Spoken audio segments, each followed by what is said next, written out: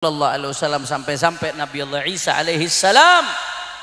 Kata Nabi Muhammad, andai kata Isa bin Maryam nanti diutus kembali, bangkit kembali, fama wasi'ahu illa tibai, maka Nabi Isa pun harus ikut jadi pengikutnya baginda Nabi besar Muhammad sallallahu alaihi wasallam. Saudara, Nabi yang kita rayakan maulidnya pada siang hari ini adalah Nabi yang Allah katakan dalam Al-Quran, faqala ta'ala a'udzu billahi minasyaitonir rajim, bismillahirrahmanirrahim, alif lam ra, kitabun anzalnahu ilaika litukhrijan nasa minadh dhulumati ilan nur. Allah Ta'ala mengatakan dalam Al-Quran, a'udzu billahi minasyaitonir rajim, alif lam ra.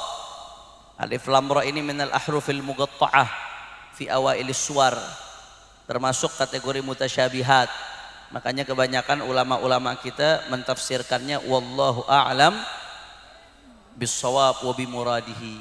Allah yang tahu apa maksudnya. Itu mutasyabihat, saudara, minal ahrufil muqatta'ah. Selanjutnya Allah katakan kitabun anzalnahu ilaika. Ini Al-Quran adalah kitab anzalnahu yang kami turunkan ilaika kepadamu wahai Muhammad. Untuk apa Allah turunkan Al-Quran ke Nabi Muhammad?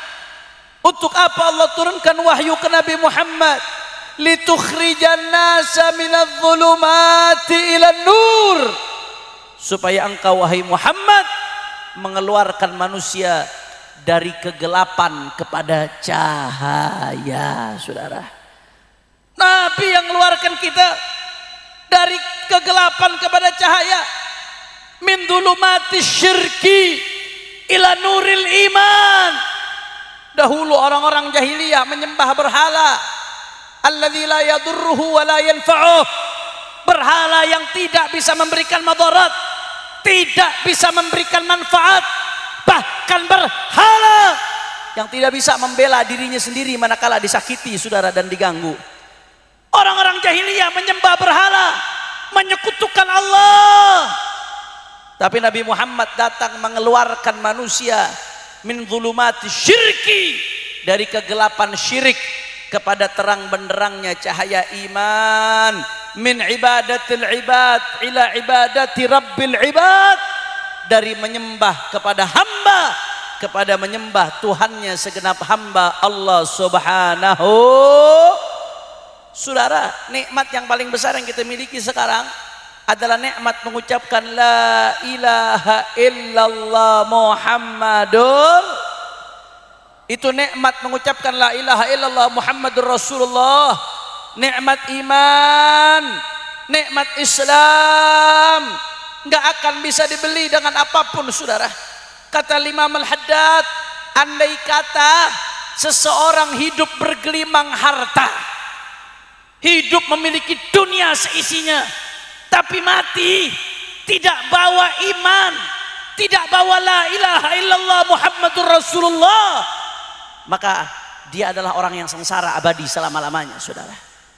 Tapi sebaliknya, andai kata ada seorang hamba hidup sederhana, pas-pasan, biasa-biasa saja, bahkan cenderung miskin, tapi begitu mati bawa iman, membawa la ilaha illallah Muhammadur Rasulullah, maka dia mati dalam keadaan bahagia selama-lamanya, saudara. Nikmat la ilaha illallah Muhammadur Rasulullah tidak bisa dibeli dengan apapun, tidak bisa dibayar apapun. Tanpa Rasulullah kita tidak akan pernah mengenal nikmat iman. Kita bisa beriman, bisa bersyahadat, tidak lain dan tidak bukan berkat perjuangan baginda Nabi besar Muhammad. Coba orang Pamekasan jawab yang kompak. Saya mau tanya semua jawab yang kompak. Tanpa Rasulullah apa bisa kita kenal Allah? Tanpa Rasulullah apa bisa kita kenal iman? Tanpa Rasulullah apa bisa kita mengucapkan syahadat? Tanpa Rasulullah apa bisa kita husnul khatimah? Tanpa Rasulullah apa bisa kita masuk surga? Allahumma salli ala Muhammad. Allahumma salli ala Muhammad. Udhkurus salata ala nabi. Minadh dhulumati ila nur. Dari kegelapan kepada cahaya, saudara. Rasulullah yang mengeluarkan kita min dhulumatil jahli ila nuril ilmi. Dari gelapnya kebodohan kepada cahaya ilmu. Rasulullah bersabda, innama bu'ithtu mu'alliman. Kata Rasulullah, aku diutus sebagai pengajar, saudara. Aku diputus untuk membawa ilmu. Saudara, tanpa Rasulullah kita nggak bakal kenal mana yang halal, mana yang haram, mana yang hak, mana yang batil, mana yang benar, mana yang salah. Kita nggak tahu, saudara, hukum ini, hukum itu. Tanpa Rasulullah kita nggak akan kenal sholat, nggak akan kenal puasa, nggak akan kenal zakat, nggak akan kenal cara beradab, cara hidup yang baik. Kita semua tahu itu, saudara, dari guru kita. Guru kita berguru dari gurunya lagi. Guru kita berguru dari gurunya lagi. Terus bersambung. Alim min alim, syekh min syekh, arif min arif. Nyambung sampai baginda Nabi besar Muhammad. Kalau bukan karena Nabi Muhammad nggak tahu kita, butuh kita, saudara. Betul atau tidak? Betul atau tidak? Saya mau tanya sekali lagi, jawab yang kompak, orang Pamekasan semuanya. Kalau tidak ada Rasulullah, apakah kita kenal sholat? Kalau tidak ada Rasulullah, apakah kita kenal puasa? Kalau tidak ada Rasulullah, apakah kita kenal cara beradab? Tanpa Rasulullah, apakah bisa kita kenal cara berkeluarga yang baik? Tanpa Rasulullah, apakah kita tahu cara bernegara yang baik? Semuanya berkat baginda Nabi besar Muhammad sallallahu alaihi wasallam. Alhamdulillah. Makanya wajar kita rayakan Maulid Nabi melebihi meriahnya perayaan apapun. Karena tanpa Rasulullah kita bukan apa-apa dan bukan siapa-siapa, saudara. Betul? Minadh dhulumati ilan nur. Rasulullah ini mengeluarkan kita min dhulumatil jahiliyah ila nuril Islam. Dari gelapnya jahiliyah kepada cahaya Islam. Dulu Pak Bu, dulu di zaman jahiliyah itu yang namanya perempuan dihinakan, Pak Bu. Sampai-sampai orang jahiliyah tuh kalau dapat kabar wa idza busyira ahaduhum bil untha dhalla wajhuhu muswadda wa huwa kadhim. Itu orang-orang Arab jahiliyah kalau dapat kabar dapat anak perempuan bukannya senang. Itu mukanya dalam keadaan marah luar biasa, seperti menahan aib, saudara. Saking bencinya sama anak perempuan. Sampai-sampai banyak perempuan-perempuan di zaman jahiliyah itu dikubur hidup-hidup, anak-anak perempuan, saudara. Yang disebut dengan wa'dul banat. Ya walaupun nggak semuanya, kadang-kadang ada orang cerita kelebihan. Orang jahiliyah semua anak perempuannya dikubur. Kalau semua anak perempuannya dikubur tuh para sahabat ibunya siapa? Ya nggak semuanya juga. Sahabat yang perempuan juga banyak, nggak semua anak perempuan jahiliyah itu dikubur. Kalau semuanya dikubur, sahabat ibunya siapa? Sahabat kan jumlahnya banyak. Sebagian, ya, dan itu biadab. Sampai-sampai di Al-Quran Allah mengatakan wa idzal mau'udatu su'ilat bi ayyi dzambin qutilat. Ketika anak-anak perempuan itu dikubur ditanya, atas dosa apa anak-anak perempuan ini dikubur, saudara? Hidup-hidup. Orang-orang Arab takut karena mereka sering berperangan kemana-mana. Kalau sampai mereka kalah, saudara, akhirnya anak-anak perempuannya harus diambil jadi budak atau diambil jadi pelayan seks, takut dianggap jadi aib. Dikubur hidup-hidup oleh mereka. Perbuatan jahiliyah. Wanita dihinakan, tidak dimanusiakan. Sampai datang baginda Nabi besar Muhammad sallallahu alaihi wasallam, yang tadinya anak perempuan dianggap sebagai aib, begitu datang Nabi Muhammad, anak perempuan justru jadi jimat untuk ayahnya masuk surga, saudara.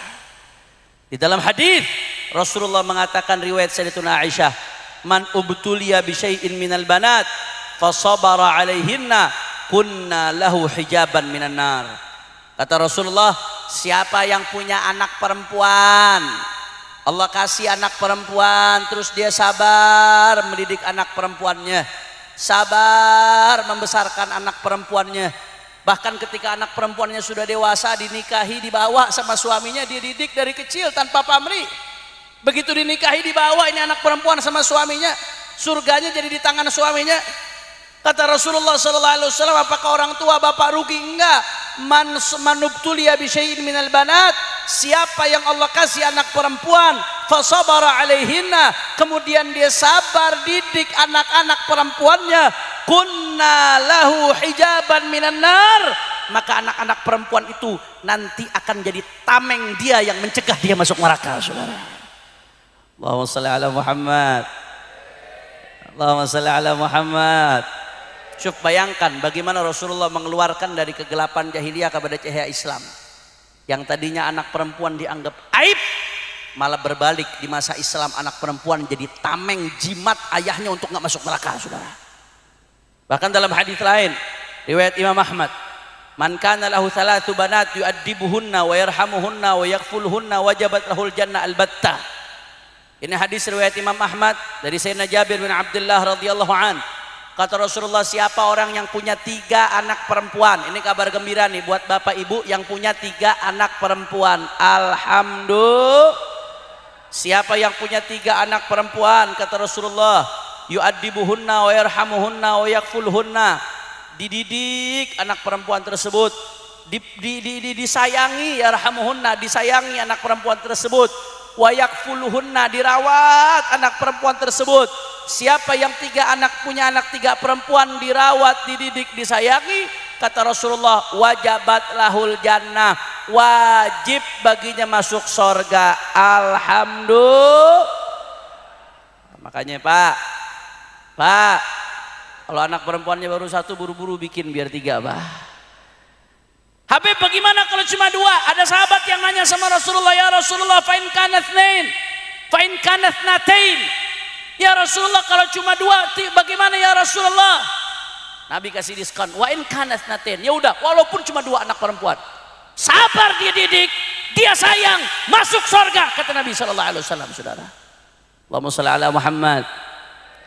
Ya ada orang Pamekasan nyetuk, Beb saya cuma 1 Beb. Bagaimana Beb? Kayak saya anak perempuan saya baru 1, doain biar jadi anak solehah insyaallah.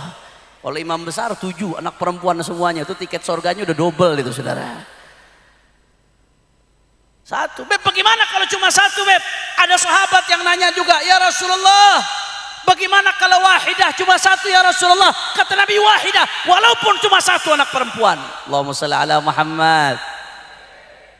Anak perempuan bayangkan di zaman jahiliyah jadi aib, dianggap sebagai aib.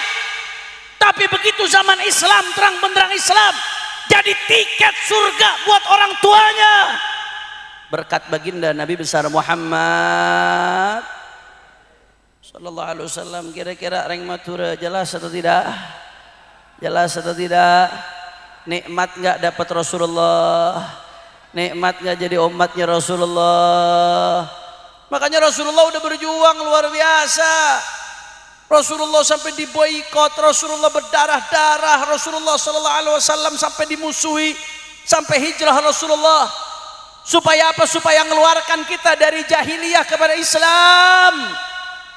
Maka jangan sampai umatnya kembali lagi ke masa jahiliyah. Rasulullah berjuang habis-habisan mengeluarkan kita dari jahiliyah supaya balik ke Islam. Jangan sampai kita malah kembali lagi ke jahiliyah. Makanya Nabi Muhammad dalam salah satu hadis riwayat Sahih Muslim, Rasulullah sallallahu alaihi wasallam bersabda dalam hadis Sahih Muslim, apa kata Nabi sallallahu alaihi wasallam? Arba'atun min umuril jahiliyah la yaturkunahunna. Kata Nabi Muhammad, ada 4 itu perkara jahiliyah, orang jahiliyah nggak tinggalkan. Nabi Muhammad kasih tahu 4 perkara jahiliyah ini supaya apa? Supaya umatnya tidak melakukan hal tersebut. Jangan sampai balik lagi ke jahiliyah, saudara. Apa 4 perbuatan jahiliyah tersebut? Sebelum saya lanjutkan, ini kelihatannya orang Pamekasan udah lemes-lemes ini. Saya mau tanya, kira-kira lanjut atau jangan? Kurang semangat, kurang kompak. Lanjut atau jangan? Masih semangat? Yakin? Betul? Saya mau dengar dulu semangatnya Pamekasan semua. Angkat tangannya. Allahu Akbar, Allahu Akbar, Allahu Akbar. Sallu ala Nabi. Allahumma salli wa sallim barik alaih. Saudara, kata Nabi sallallahu alaihi wasallam, insyaallah jam 4 kita selesai kurang lebih saudara, karena banyak yang belum sholat asar ini, betul? Jadi nggak terlalu terlambat insyaallah. Saudara, kata Nabi sallallahu alaihi wasallam di dalam sebuah hadisnya, Rasulullah sallallahu alaihi wasallam mengatakan ada 4 perkara merupakan perbuatan jahiliyah. Orang jahiliyah nggak ninggalkan 4 perkara tersebut. Nabi ngasih tahu ini supaya kita tidak terjebak dalam perbuatan jahiliyah. Apa 4 perbuatan tersebut kata Nabi? Yang pertama, al-fakhru fil ahsab. Membangga-banggakan nasab garis keturunan. Hanya modal bisa membanggakan nasabnya, kakek saya, datuk saya, ini loh ayah saya. Tanpa amal soleh, tanpa akhlak mulia, tanpa ilmu, hanya modal membangga-banggakan nasab, itu namanya perbuatan jahil. Siapapun dia, mau Habibnya, mau Sadahnya, Ashrafnya sebagai keturunan Nabi, mau cucu walinya, mau cucu kiainya, kalau hanya bisa modal membanggakan nasab saja, tanpa beramal soleh, tanpa berakhlak mulia, jahiliyah saudara. Makanya kalau kita lihat ulama-ulama dulu, Masya Allah, Imam Al-Haddad menceritakan dalam kitabnya Tathbitul Fuad, itu kata Imam Al-Haddad, ada sekelompok orang lagi duduk, anak-anak muda. Ini anak-anak muda lagi bangga-banggakan nasabnya.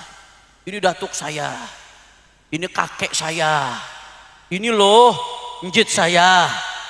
Lagi bangga-banggakan nasabnya, lagi sombong dengan nasab. Akhirnya kata ulama apa? Ga' kama jaddak wa illa anta surah wa sirah wa la syai' fil magsurah. Kata ulama, kamu jadilah seperti kakekmu. Jangan hanya bisa membangga-banggakan saja. Kalau kamu hanya bisa membangga-banggakan saja, sirah wa surah wa la syai' fil magsurah, tong kosong nyaring bunyi. Betul atau tidak? Betul atau tidak? Tak bisa saudara. Al-Imam Muhammad Al-Baqir pernah mengatakan kepada putranya Sayyidina Imam Ja'far As-Sadiq radhiyallahu anhum, kata Muhammad Al-Baqir, ya waladi, al-jahlu qabih bi wabak agbah. Kata Imam Muhammad Al-Baqir, hei anakku, kebodohan itu jelek. Apa bahasa Maduranya kebodohan? Hah? Butuh, butuh, engki. Jelek apa jelek bahasa Maduranya? Jubah, jubah, butuh, jubah. Betul ya? Ya waladi al-jahlu qabih. Hei anakku, butuh, jubah. Betul atau tidak? Bodoh itu jelek. Saking jeleknya bodoh Pak Bu, saking jeleknya bodoh, orang butuh marah kalau dibilang butuh. Betul atau tidak? Saking jeleknya bodoh itu saudara. Orang bodoh nggak terima dibilang bodoh. Tapi saking baiknya ilmu, orang bodoh senang kalau dibilang alim saudara. Betul atau tidak? Engki. Ya waladi al-jahlu qabih. Hei anakku, yang ngomong cucu Nabi ini, hei anakku, bodoh itu jelek. Tapi kalau yang bodoh aku dan kamu yang punya garis keturunan mulia, itu jauh lebih jelek lagi, jauh lebih buruk lagi. Kenapa? Karena kalau orang punya garis keturunan mulia tapi dia bodoh, sedangkan kakek-kakeknya orang alim, maka dia jadi aib dalam mata rantai keluarganya saudara. Jelek. Makanya ulama-ulama dulu yang punya garis keturunan mulia, saya sudah sampaikan beberapa tempat di Madura, karena ini harus disampaikan, ini bahaya saudara. Kata ulama-ulama dulu apa? lasna wa in kunna dhu hasabin yawman 'alal ansabi nattakilu nabni kama kanat awailuna tabni wa naf'alu mithla ma fa'alu. Ulama-ulama dulu yang punya garis keturunan mulia, banyak di antara mereka yang punya garis keturunan mulia tapi jadi ulama besar. Apa kata mereka? Lasna wa in kunna dhu hasabin, kami walaupun punya garis keturunan mulia, nasab mulia, yauman 'alal ansabi nattakilu, enggak pernah sekalipun kami bersandar kepada nasab. Nabni kama kanat awailuna tabni wa naf'alu mithla ma fa'alu. Kalau dulu kakek-kakek kami ahli solat, kami harus jadi ahli solat malam.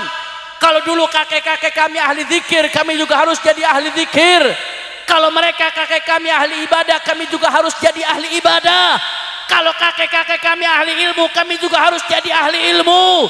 Kalau kakek-kakek kami bermanfaat untuk banyak orang, kami juga harus bermanfaat untuk banyak orang.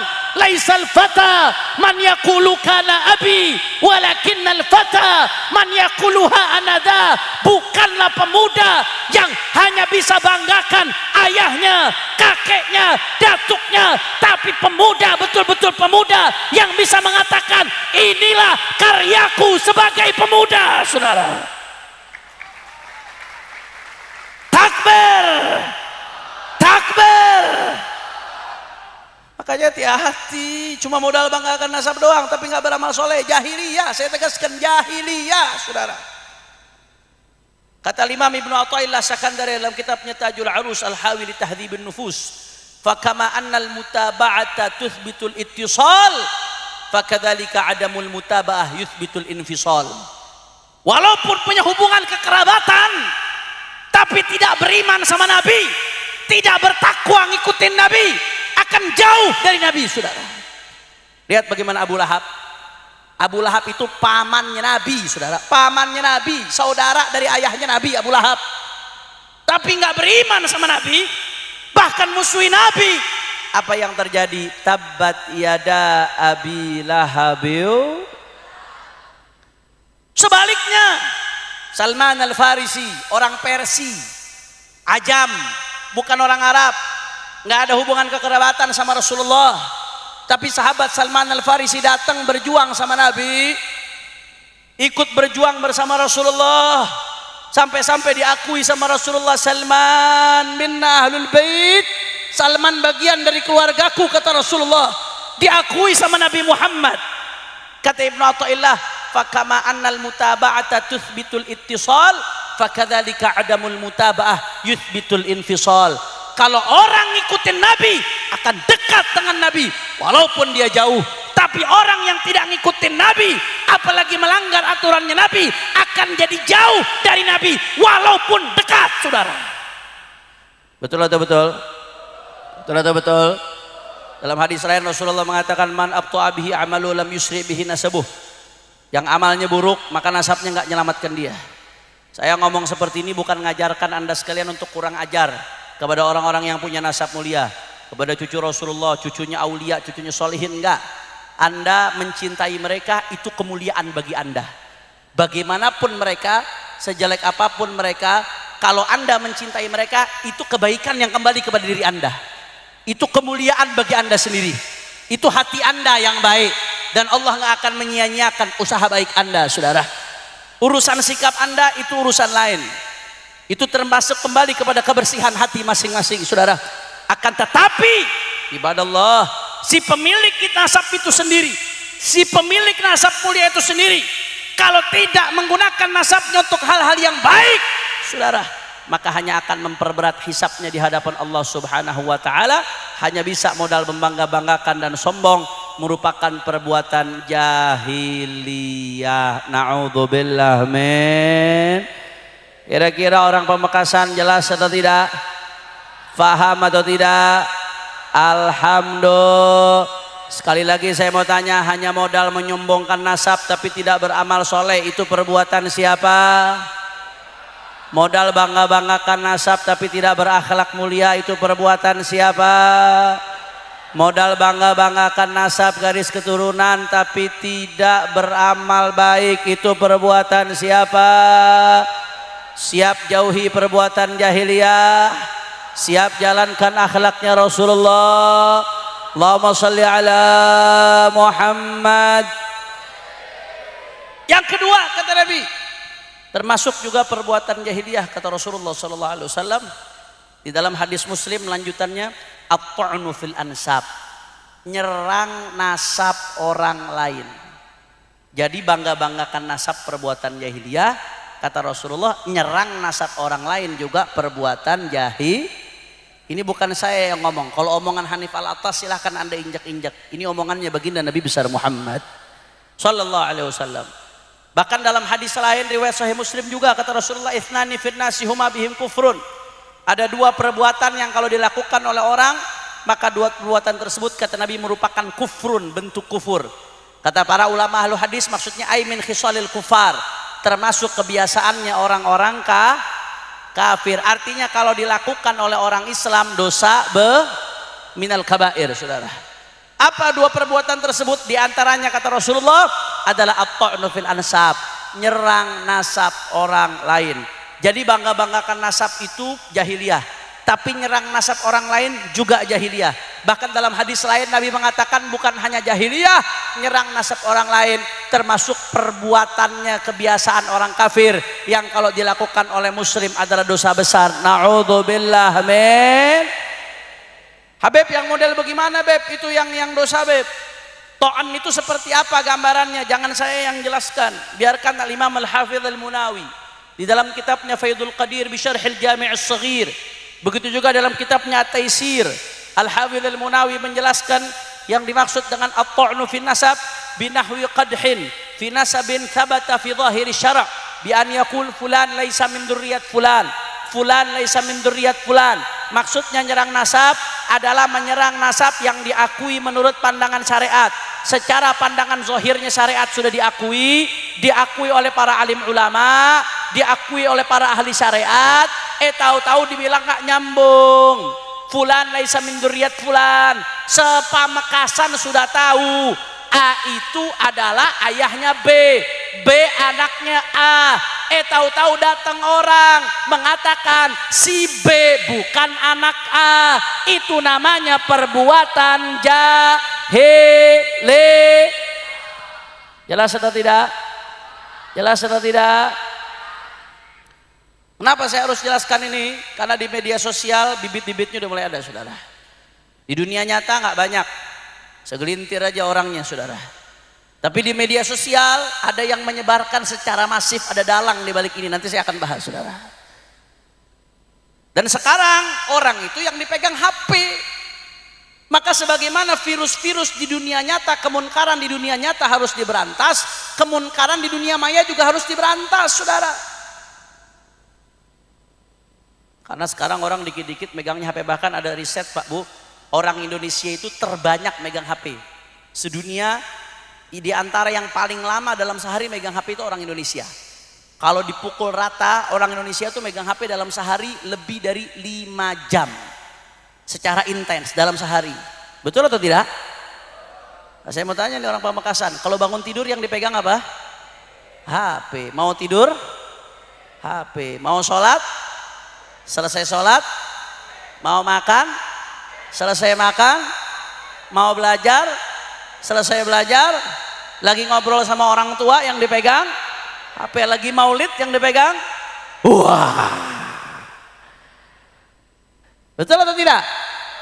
Makanya saya tegaskan, kemunkaran di media sosial itu juga wajib dinahi munkar.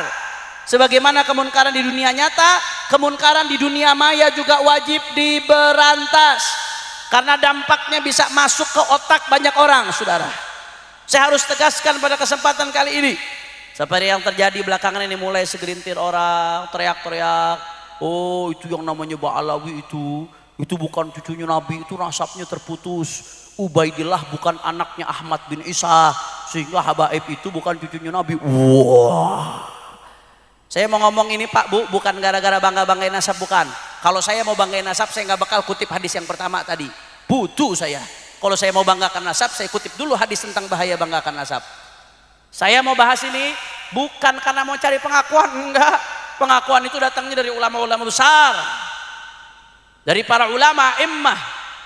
Saya ngomong bahas ini Kesian kalau sampai umat ada yang nggak tahu sedang melakukan perbuatan jahiliyah yang diancam Nabi. Kesian kalau sampai umat ada yang nggak tahu dia sedang melakukan perbuatan kufur yang diancam Nabi. Kesian saudara. Betul atau tidak? Betul atau tidak? Saudara, Habib memang nasabah itu diakuin secara zahirul syariat. Saudara, saya ini santri, tuwaidibul ilm. Saya bukan ulama, saya santri. Bahkan santri cilik, huwaidimul ilm, tuwaidibul ilm, saudara. Saya nyari, saya ngumpulkan, saya nyari, saudara.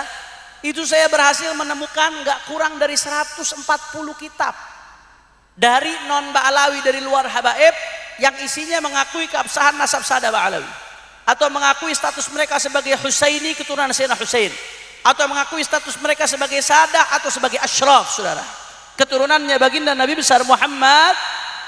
Saya orang bodoh ngumpulkan gak kurang dari 140 referensi saya dapat, gak kurang dari 140 kitab. Ada lagi ulama dari Oman, Ali Ibrahim, itu nulis kitab tentang masalah ini juga. Itu beliau kumpulkan gak kurang dari 180, lebih dahsyat lagi, saudara. Dan itu belum hasr, belum yang gak tertulis, belum yang gak tertulis dalam buku, belum yang diucapkan secara langsung oleh para ulama. Oh, gak kehitung, saudara. Dari masa ke masa, dari zaman ke zaman, ulama dari berbagai madhab. Dari madhab Hanafinya saya kasih contoh, ada namanya Asy-Syarji Az-Zabidi, pengarang Tajridus Sharih, dalam kitabnya Tabaqatul Khawas Ahli Sidqi wal Ikhlas ngakuin nasab Ba'alawi. Begitu juga Imam Al-Murtada Az-Zabidi dalam kitabnya Ar-Raudhul Jali fi Nasab Bani Alawi.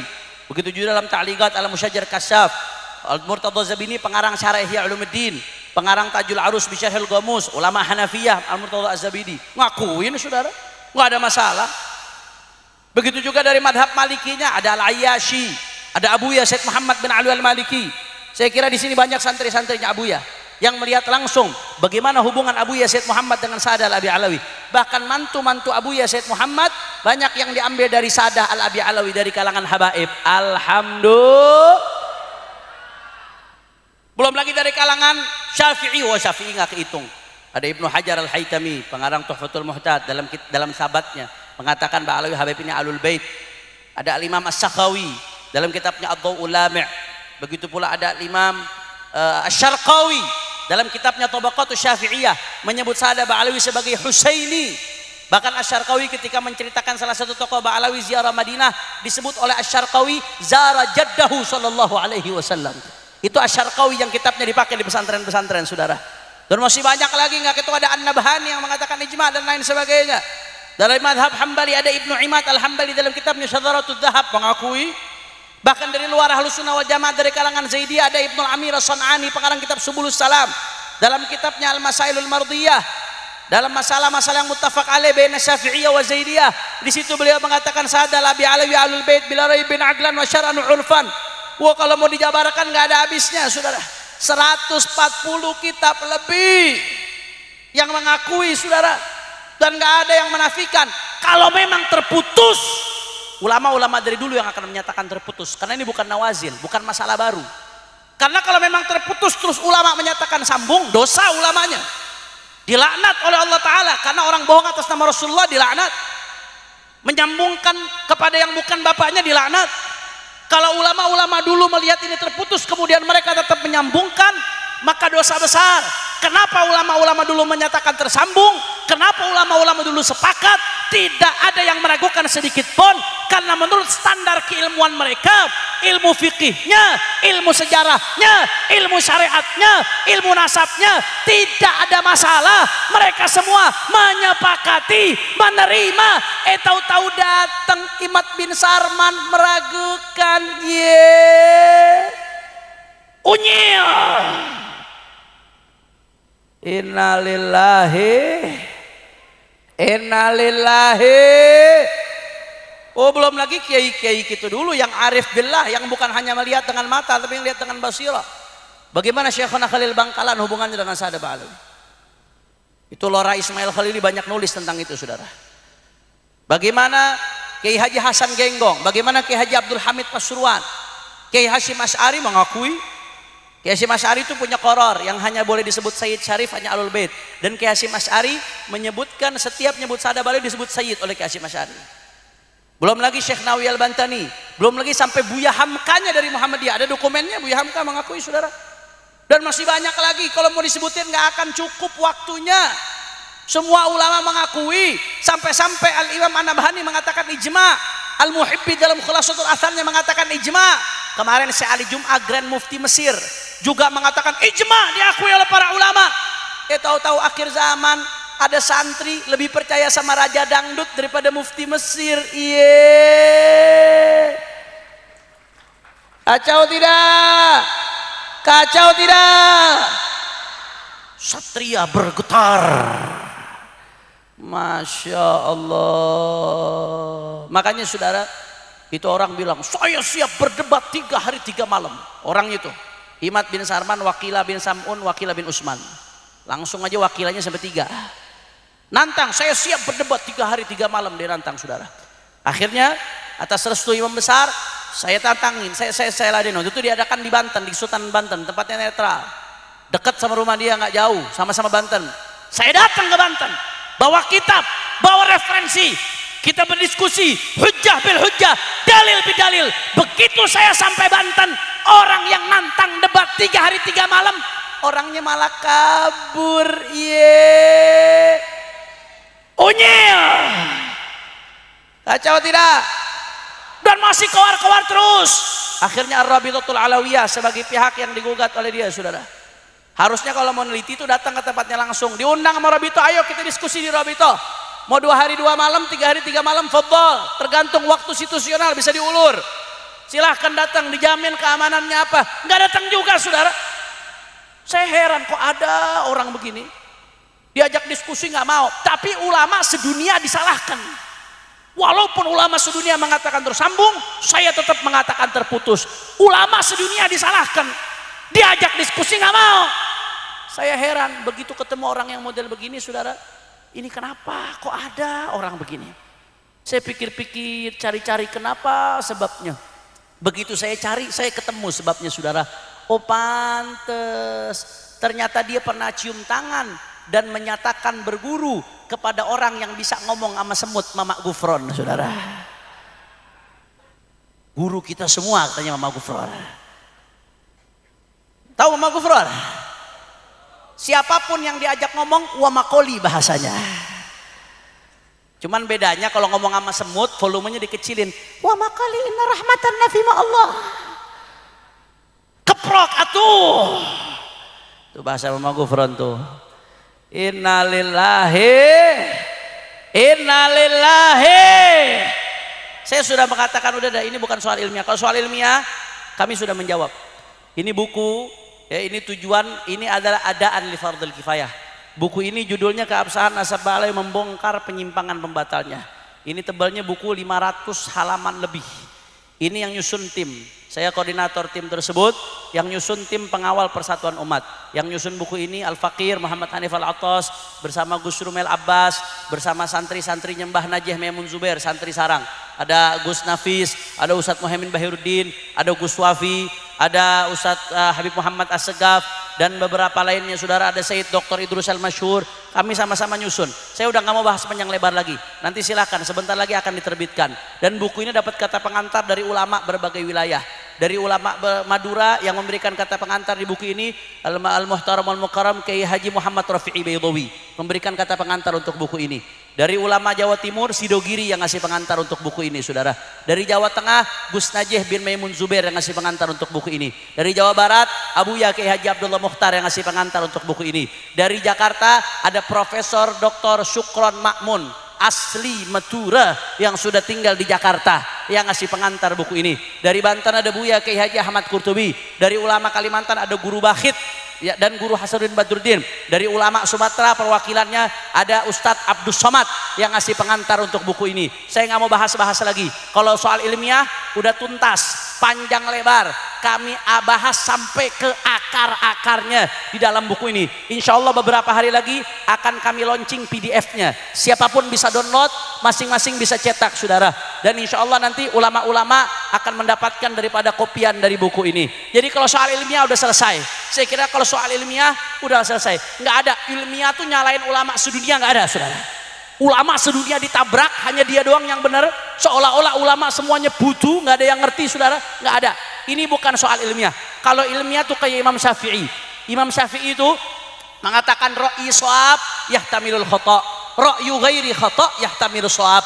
Kata Imam Syafi'i ini orang alim, pendapatku ini benar tapi bisa saja salah, kata Imam Syafi'i.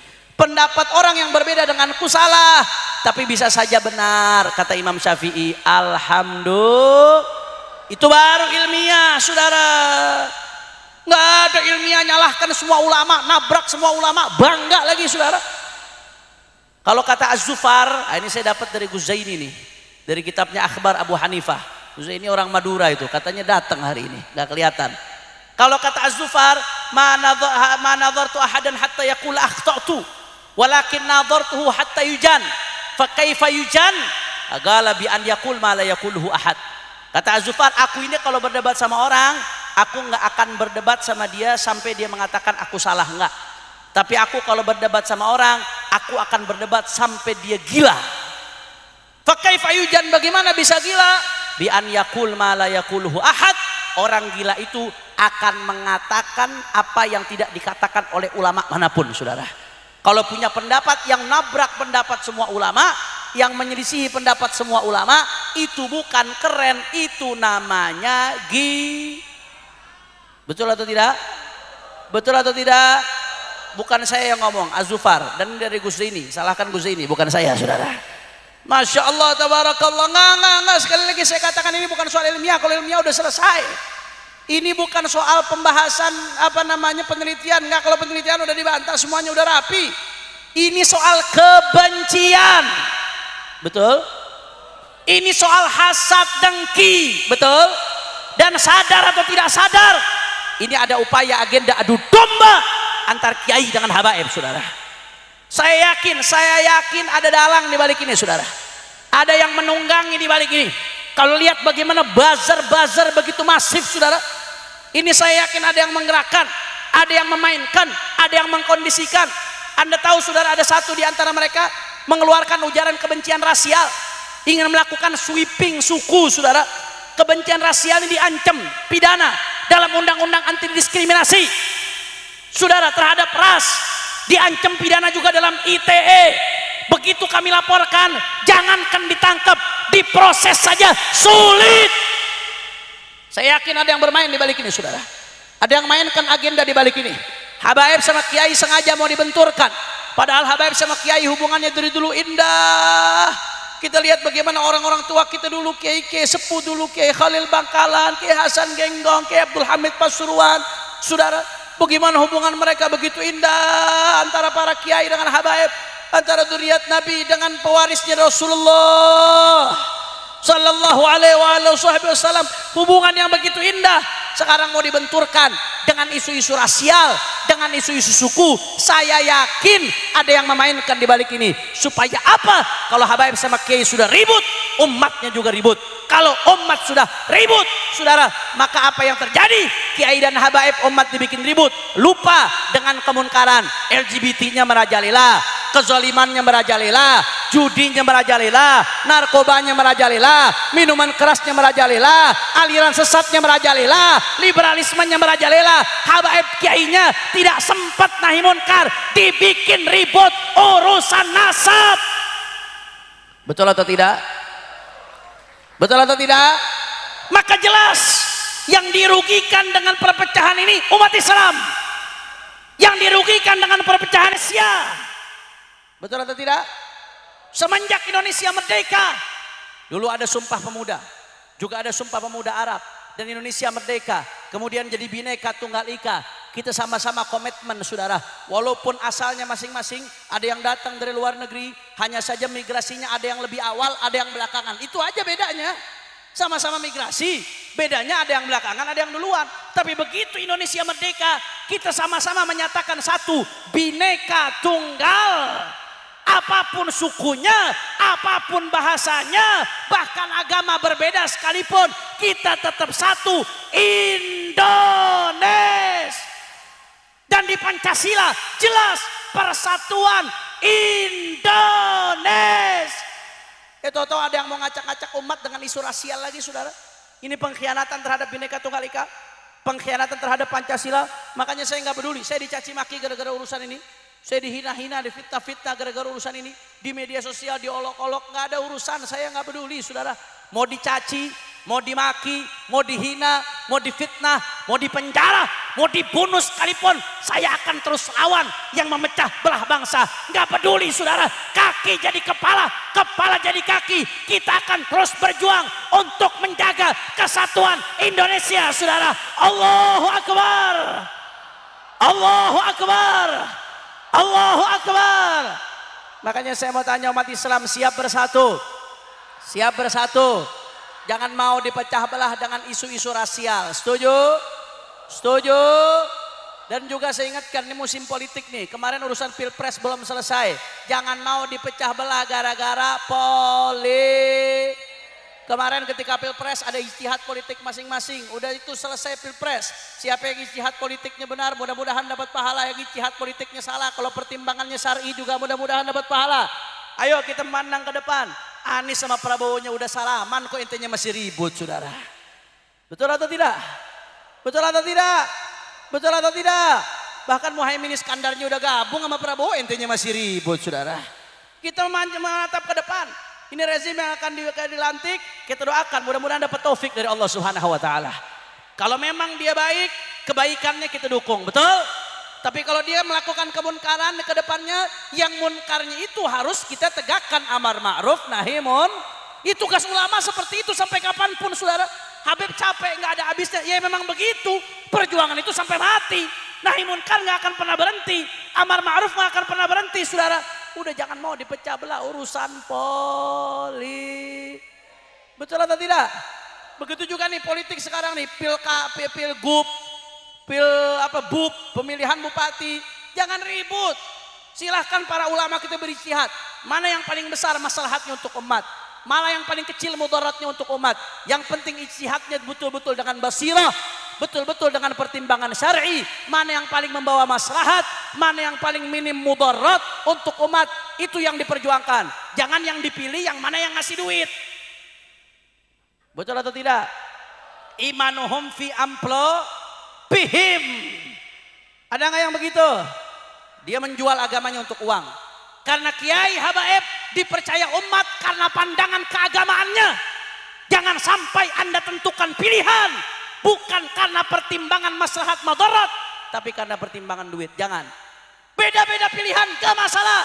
Yang penting ijtihadnya didasari karena pandangan kemaslahatan yang mana yang paling besar dan kemudaratan mana yang paling kecil, karena pilihan Anda akan dipertanggungjawabkan di hadapan Allah. Tapi jangan mau dipecah jangan mau diadu dom.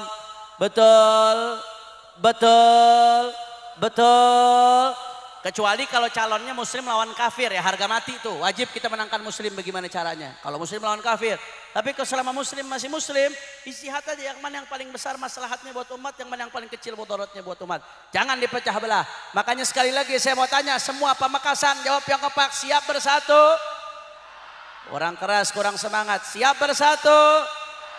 Siap rapatkan barisan?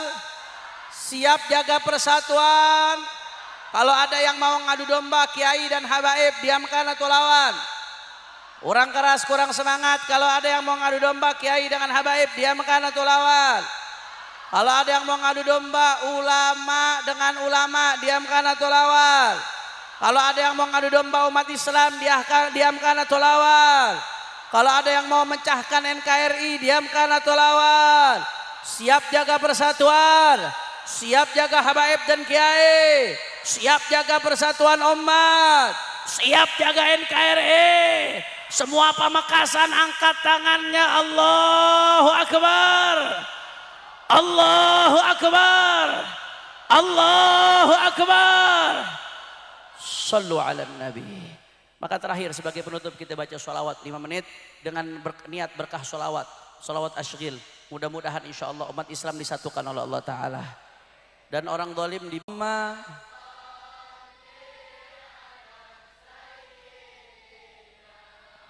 Muhammad wa asyghili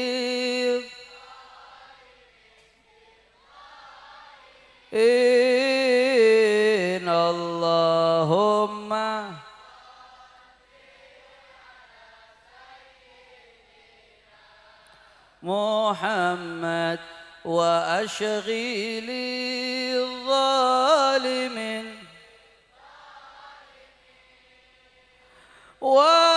وأخرجنا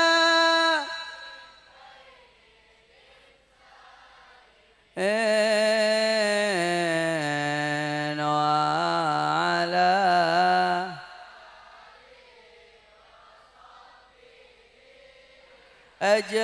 أجمعين صلى الله على نور المبين أحمد المصطفى سيد المرسلين صلى الله ربنا